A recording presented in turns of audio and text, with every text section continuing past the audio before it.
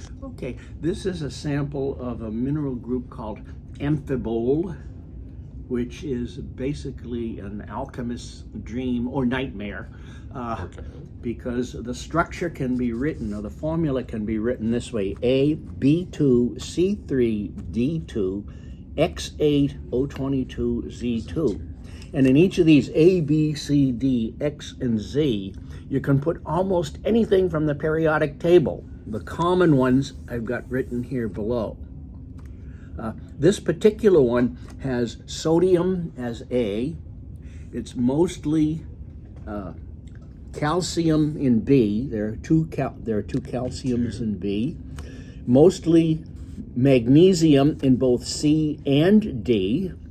It has, for X8, there are 6 silicon and 2 aluminums. And Z is all OH in this one. And none of them account for the green color.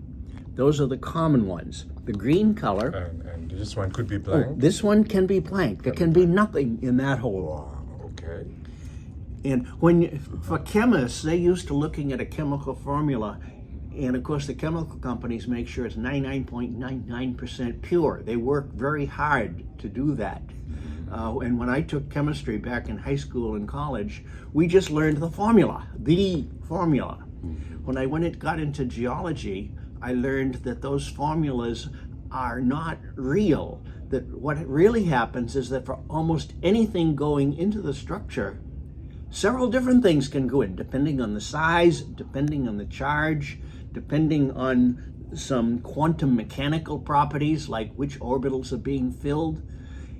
And that in nature, almost all the compounds are mixtures, what are called solid solution series. Do you want to show the rocks? Yeah. This particular one is called pargasite, and it's supposed to be quite rare. The thing is, it's probably not rare at all, because to know that it's pargasite, you have to know the exact formula. You have to know not only what's in all of these different sites, you have to know the proportions. What's the most of it? And analyzing it requires a $10 million piece of equipment. Wow. It's almost impossible to do this by solution chemistry. You need solid state analysis to do it, and that generally is not available. So if a geologist gets an amphibole, they're usually black, by the way, they'll put a name on it. They'll call it hornblende, which is the commonest of the amphiboles. The reason it's the commonest of the amphiboles is because geologists will call it hornblende and dare you to prove them wrong. Hornblende itself is not nearly as common as it's supposed to be, and all those rare ones are a lot commoner simply because nobody has the analyses. This one has been analyzed, so I'm fairly certain that the name is correct. See on the bottom, you got this one from? This one is from Vietnam, Loc Yên, Vietnam. And as far as I know, this is the only place that has enough of a chromium impurity. Now, that wasn't one of the elements on there. Chromium takes the place of aluminum, just a little bit of it.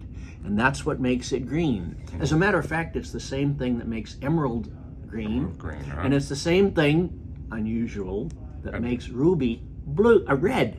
And talking about the chromium in the center, where the chromium came from? Well, that is a problem, because chromium is associated with one particular geological environment, and it's not the geological environment in which you generally find the minerals in which the chromium has the color. This is not a chromium environment. So somewhere or other, it had to pick up the chromium.